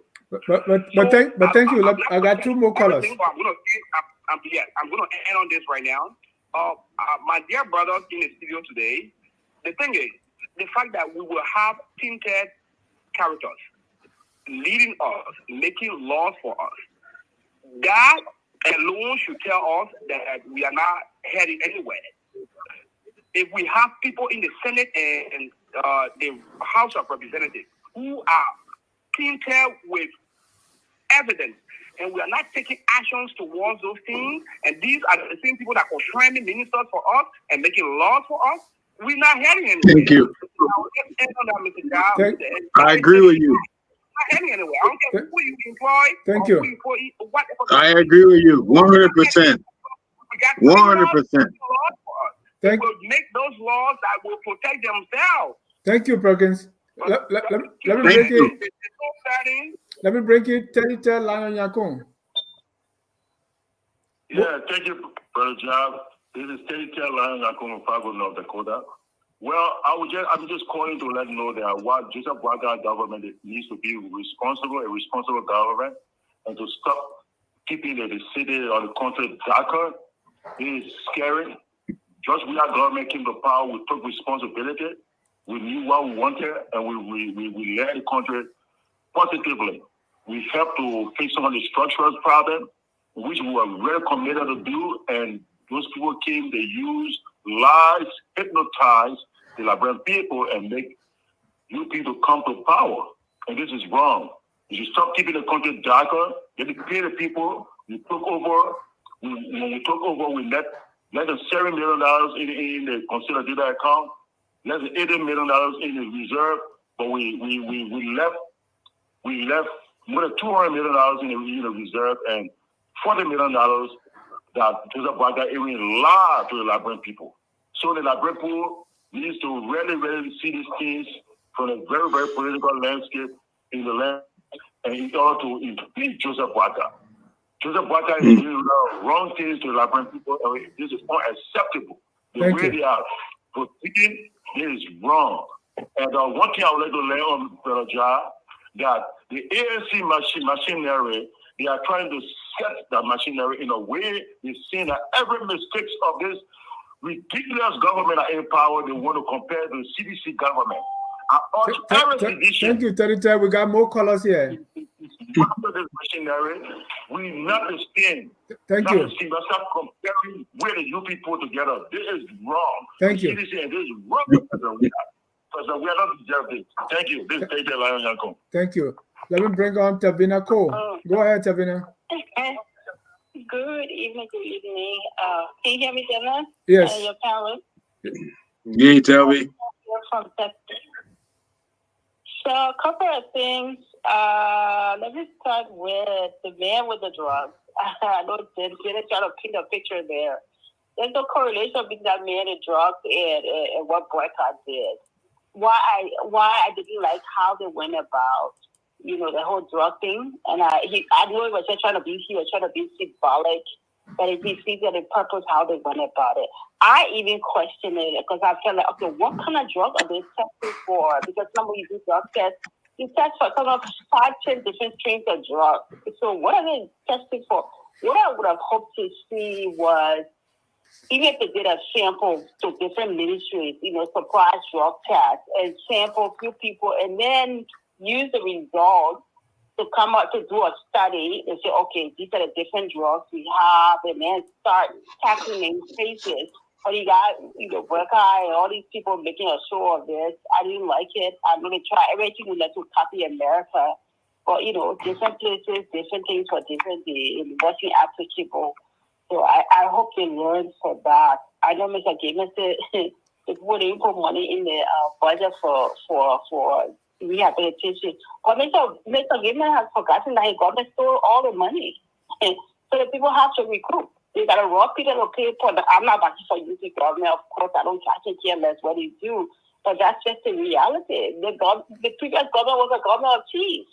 They stole all the money, and there's nothing there. So you have to build from the ground up. So let's not forget about that when we now coming to these quote-unquote advocating for fraud, waste, and abuse and calling people, fraudsters around here. So to the budget, I think we have limited information. I showed that you don't have the details for the budget, somewhere that things that inform the numbers, but I think we have it. No, it's not a budget. They didn't do the budget yet. He's only asking for that 41 million. I mean, whatever he's asking for, I'm just saying budget. Oh, okay. Yeah, whatever he's asking for, I will hope that, we'll see those numbers instead of just the round figures, but just to break down what they form these numbers. But I'm sure the senators have it, but we don't have that tonight. Right, yes. The last thing that I wanted to talk about, I think I talked about, I kind of put through on the man with the drugs and the drugs. I knew the last thing there was, today the government announced that they put a halt on payroll. I think that, for me, that's good. I'm very big on fraud, waste, and abuse.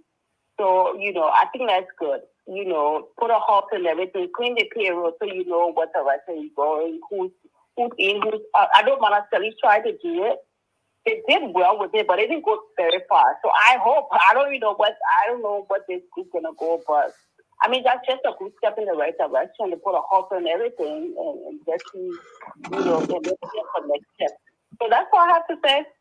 Thank you. Let me bring on our last caller here, and that's Mr. Kalebo Gonglo. Mr. Gonglo, you're live. Yeah, thank you, Dennis. Great show. I listened to that. I listened to, I think, the third to the last caller. I mean, with Mavina, the guy who just left. Flomo, Matthew, is that Matthew Flomo? Flomo Livingstone. I would, yeah, Flomo Livingstone. This ball can never start surprising me. Here is what I will say about the budget. I think much has been said about the budget. Whatever was submitted, that piece of instrument that was submitted to the legislature, my understanding is either it has even been sent back to the executive, which is probably the second time it has been done so, because it's not a budget. What I think the new administration is doing, and I'm not surprised by what they're doing, they are just in violation of the PFM law. The PFM law is very clear. When the budget is before the legislature and is went through scrutiny and what have you and debate, the PFM law authorizes the Ministry of Finance to use 1/12 of the budget, of the total budget submitted for consideration to service government activities, to pay for government services, right? But that law is not applicable if there is an actual budget before the legislature. So since this administration came to power, they've not submitted any piece of, they've not submitted a draft budget to the legislature for debate. So I don't know how they can even use the 1/12. But Congo, ain't that the past administration fault? What is submitted now? It doesn't even meet the minimum. It's the minimum requirement of the national budget, because it just draft figures in there like say $100,000 for stationery. That's $100,000 for stationery for how many ministry? There is a template, and the budget should be based itemized, and the budget has code. Every line item in the budget has a code. Stationery has a code. Lubricant has a code. And it's by ministry. But what is submitted is not by ministry. It's not by agency.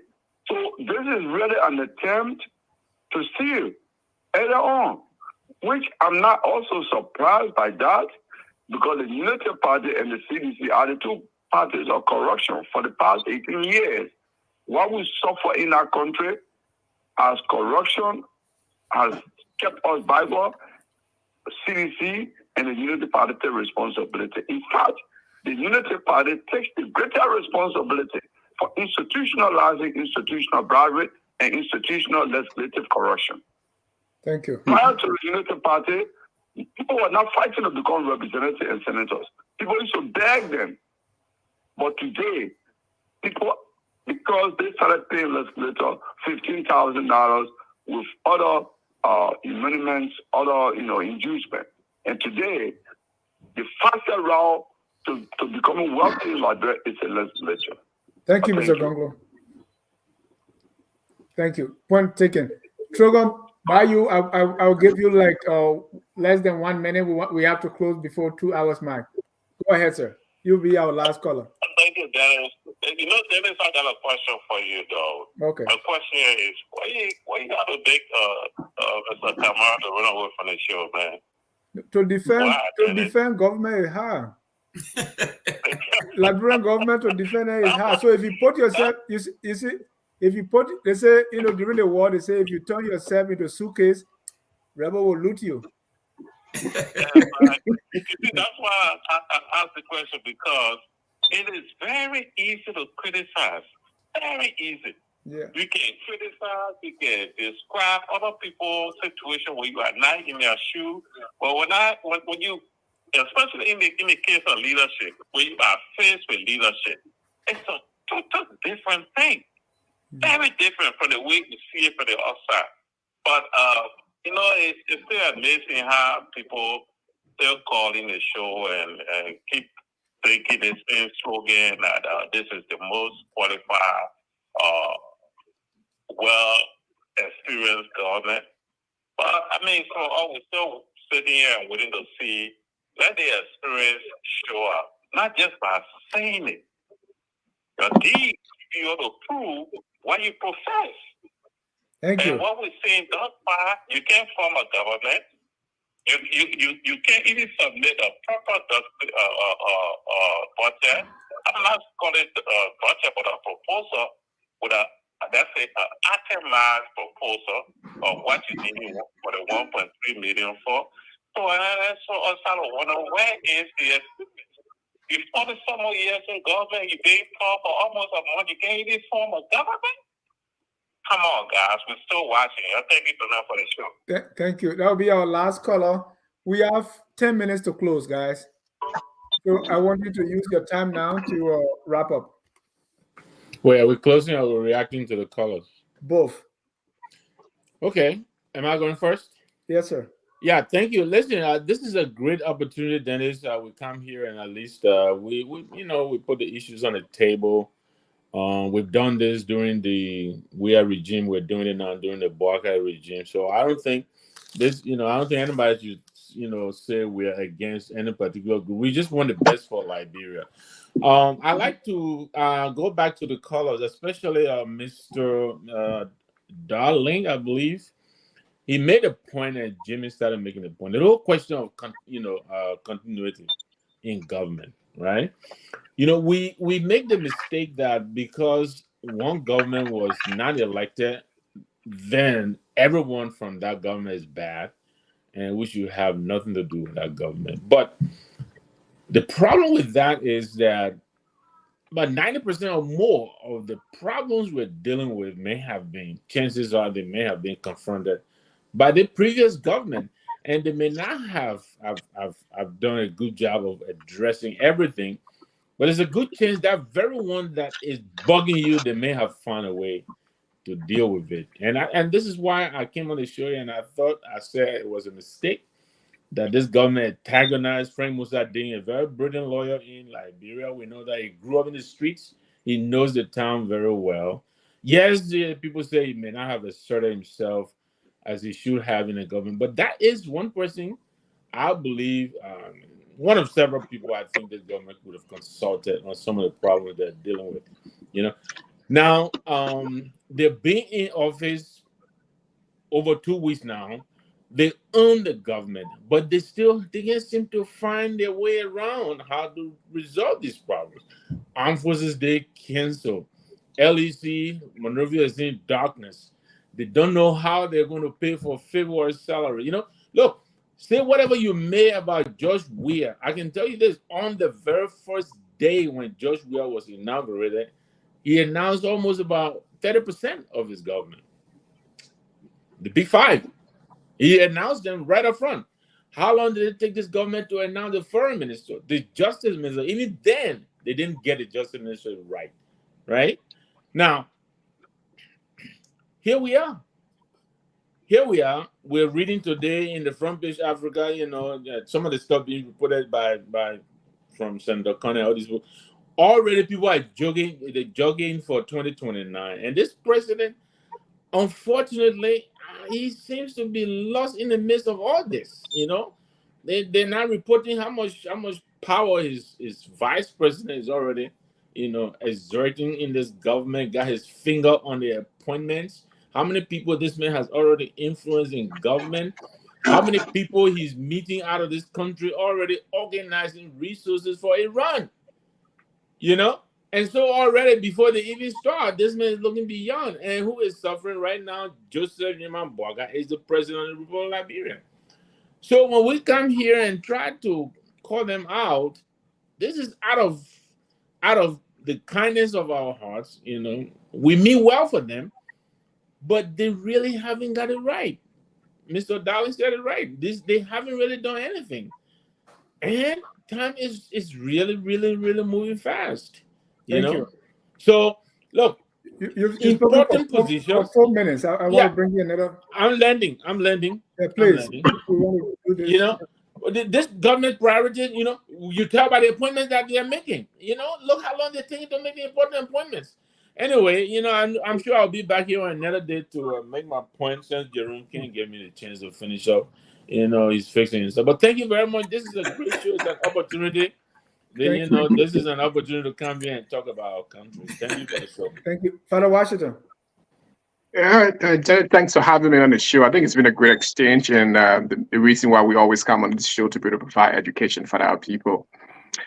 My only concern is for my little brothers and sisters who spend their time supporting the Unity Party government because they had this high hope that there was going to be radical change. Some of us who just knew that nothing fundamental was going to change. We are not disappointed. We're just watching and we just kind of say, we said it. When I listen to most of the callers, that's what they keep saying.